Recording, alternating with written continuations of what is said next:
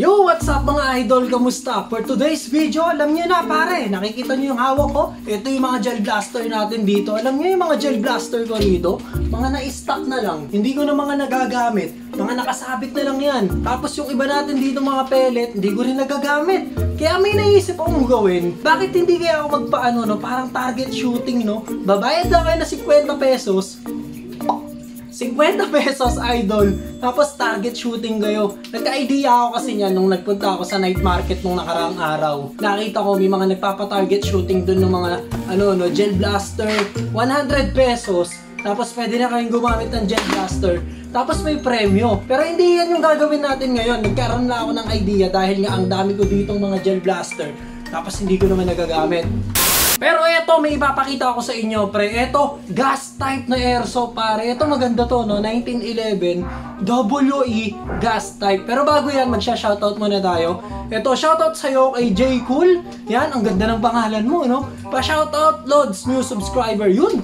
Welcome na welcome ka rito, idol. Eto, pa-shoutout po next video nyo. Yun, shoutout sa'yo, Gian. Yan, maraming salamat sa inyo sa mga nanonood at patuloy na naglalike ng video na to, no? Solid, dami mong binibenta, magagandang quality quiz. Harry, shoutout sa'yo, maraming salamat. Ito naman, sabi ni Nature High, may second hand ka ba boss na airsoft gas type? Ito na nga, ipapakita ko na sa inyo. May nahiram tayo na gas type dito, WE nga yun. Tara na, tignan na natin agad yan.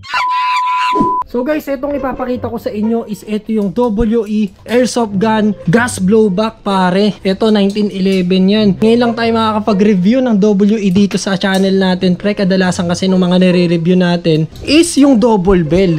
Etong WE, ang sabi sa akin ng mga nakakaalam, pare, WE, okay na brand to ng airsoft gun, no? Ito yung made in Taiwan, pare, WE. Sobrang ganda daw nito. Pati sa mga comment section nababasa ko yan, WE is the best, pare. So itong re-reviewin natin 1911 to. Yan, kung mapapansin nyo, gamit na to, nahiram ko lang to sa isang kaibigan natin dito, pare.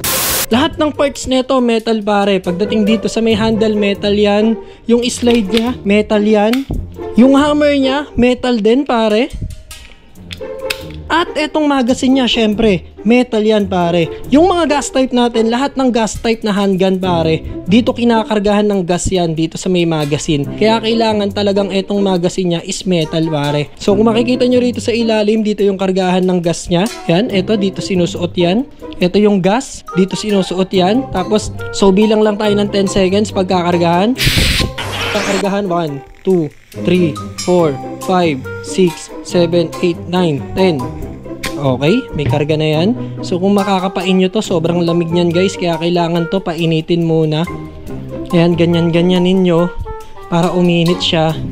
Tapos maya-maya na natin to gagamitin. Reviewin muna natin yung 1911. Sa 1911 natin, para makikita nyo smooth yung WE. Although gamit na siya, pare, ilang beses na daw itong nagamit. Talagang gamit na to. Pero hanggang ngayon, pare, buo pa rin siya. At talagang yung quality ng putok niya is ganun pa rin. Hindi nagbabago. Dito sa unit ng baril na to is meron siyang safety lock. Para kung hindi nyo gagamitin, safety yung slide niya. Hindi natin yan makakasa, pare. Ayan, hindi niya makakasa yan dahil naka-safety lock yan. Pagdating naman dito, may lock din yan. Nag-auto lock yan, guys. Pag wala na siyang bala, mag-auto lock yan kusa. Yung hammer niya, syempre, movable yan. So, pwede nating isagad pa ng babayan pag paganyan. Kung mapapansin nyo, kung pag nakababa yung hammer niya, hindi natin makiklik yung trigger. So, eto yung safety niya nandito. So, yung may safety pa yan na isa, para kung papuputukin nyo, ipupush nyo yan. Ayan, ito yung button na yan. Ito yung part na yan, ipupush nyo yan para maklik natin yung pinaka-trigger. Mapapansin nyo yan, umangat na yung hammer nya. And then dito guys, kung makikita nyo yung rear, tsaka yung front sight. Ayan, yung rear sight nya is ito, may double dot na white. Tapos yung front sight nya, yan, ito yung front sight nya nasa pinakaharap. Ito yung technique natin para makaasinta ka, no? Kailangan yung front sight, tsaka yung rear sight, magtatama yan. Yung tatlong dot nya, bale, 1, 2, 3, is gigit na yung etong front sight. Gigit na siya dito sa rear sight, pare. Sisipatin nyo yan.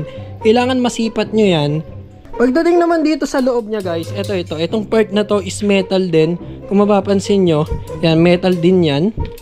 Yung barrel nya is, yan, yung barrel nya is metal din. Yan, kung mapapansin nyo, ito, metal din. Yung loading nozzle sa loob, yan, ito ata yung part na plastic lang. Yan, yung loading nozzle niya sa loob. Pero the rest, pare, pure metal. Kaya talagang napakabigat. Pagdating naman dito guys, pwede kayong mag-insert dito ng laser or ng flashlight. Pwede kayong maglagay dahil meron siya ditong rail. Ayan, meron siyang lagayan dito ng flashlight or ng laser kung gusto nyo pang pagandahin. At pwede nyo ring lagyan ng silencer. Dahil yung barrel niya is may roscas yan, pwede nyo siyang lagyan ng silencer sa loob. So itong WE na 1911, hindi ko alam kung magkano siya. Pero tingin ko mukhang nasa ano to, no? 7 to 8,000 siguro to guys. Hindi na ako updated ngayon sa mga gas type. Pero ito tingin ko mga nasa ganong presyo, no? So sulit na sulit naman dito kahit ganong kamahal pare. Napakatibay nito, sabi ng iba talaga. Kung bibili ka ng mga gas type, mag WE ka na. Yung double bell din naman ngayon, yung version ng double bell, made in China kasi siya, kaya talagang medyo nagdadoubt yung iba. Pero matibay din naman yung double bell guys. Pero itong WE, makakasigurado daw kayo na sobrang tibay nito at talagang quality pag bumili kayo ng WE. So subukan na natin to sa labas guys. Yung box niya, ang pinagkaiba nito sa double bell, yung WE pag binili nyo, naka-box lang siya yan. Wala siyang ano, yung case. Yung double bell, pag bumili kayo ng double bell, meron na siyang kasamang case, and then meron pa siyang mga ibang kasama na pangsundot sa bala, merong coin na gold coin. Itong WE, ito lang ata yung kasama niyan. Pero hindi ko pa rin alam dahil hindi naman to brand new. Siguro nung binili to, may mga iba pang kasama. Hindi lang na ano dito, no? Hindi lang na isama na dito sa box. Pero ito kasi, itong nahiram natin, is ito lang yung nasa loob. Yung pinaka-unit and then yung magazine. Sa magazine, kailangan nyo ng ganito, yung loader para hindi na kayo mahirapan. So pag gumamit kayo ng loader, ganito lang yan guys. Pasok lang kayo ng pasok ng bala niyan ngayon. Sasalpak nyo lang dito yan eh. Yan, pa ganyan. Kung mapapansin nyo, tumatakbo na yung bala sa loob. So hindi na hassle pare, para isa-isahin nyo yung bala. So pwede nating sagadin pa eh. Sagadin pa natin. So yun yung target natin, tamang-tama, mabe-virgin yung ano natin, no? yung target natin, mabibinyagan siya ngayon, yun yung target natin. So ito yung 1911 guys, pagkakasa nito napakalambot lang kahit wag yung bigatan yung kasa, sobrang gaan lang nito.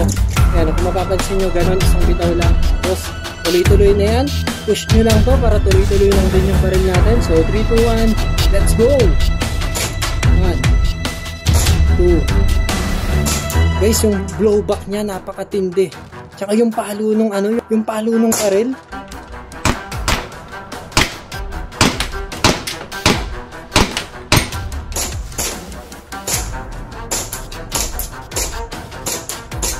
Yun, 1, 2, 3, 4. So, ganun lang guys. Pag wala na siyang bala, bababa nyo lang to para bumalik yung slide. So guys, etong magazine, pag nagamit nyo ng isang beses, huwag nyo munang kakargahan ng gas. Hanggat hindi siya naubusan ng gas, huwag nyo munang kakargahan. Hintayin nyo maubos yung gas para hindi siya mapuno, no? Para hindi rin nakasayado sa gas, guys. So, yan. So, asa lang natin ng napakalambot. Yung taas, yung nasa taas sa target, yung targetin natin. O, taka na tumatalsik sa akin yung bala. Alam niyo yung talsik ng bala niya pag bumanda na doon sa pader, tapos pabalik na sa akin. Ganun yung lakas ng mga manual na spring type na manual. Imagine niyo yung lakas nito. Hindi ko lang alam kung ilang FPS to, pero talagang napakalakas.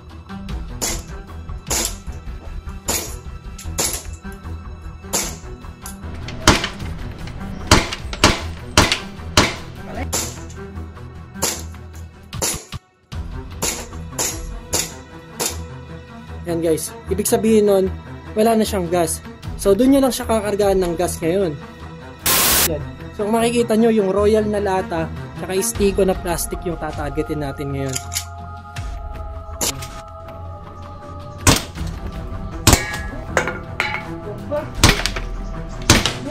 Basag yan mo.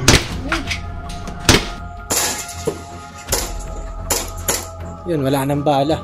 Ayan, tignan nyo. Tignan nyo. Ito.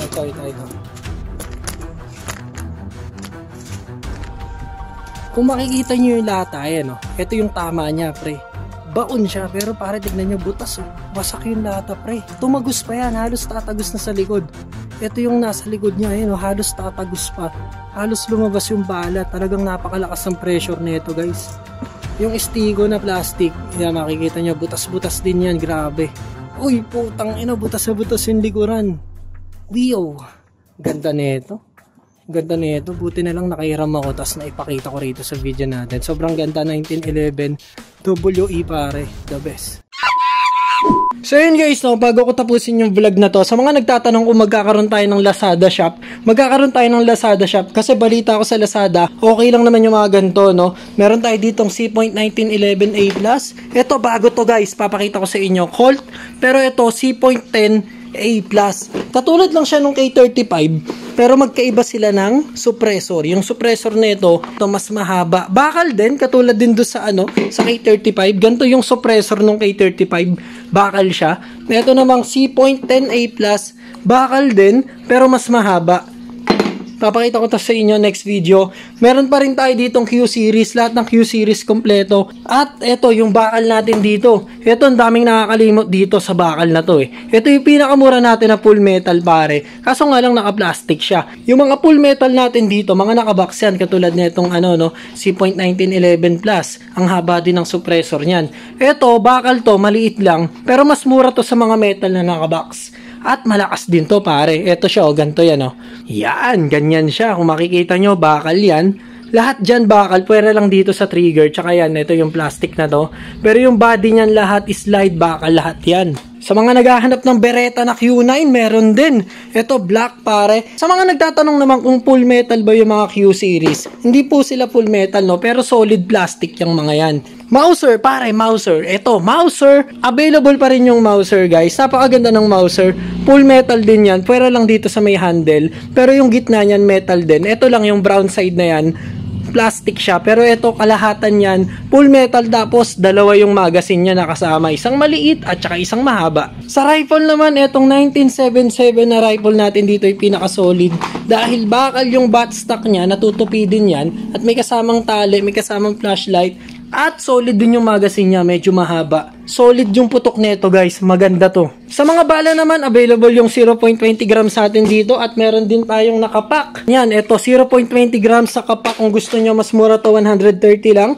Ito namang mga nakabote, nasa 250 ata to 230 ganun. So iskurin nyo na lang yan, lalo na magte 12-12 na pare. So yan guys, so dahil magte 12-12 na, abangan nyo yung 12-12 natin, magkakaroon tayo ng mga nakasale dito sa shop natin sa Shopee. 5 to 10% off yung magiging natin dyan, sale natin dyan sa Shopee, pre, abangan nyo. At magkakaroon din tayo ng mga nakabundle dyan.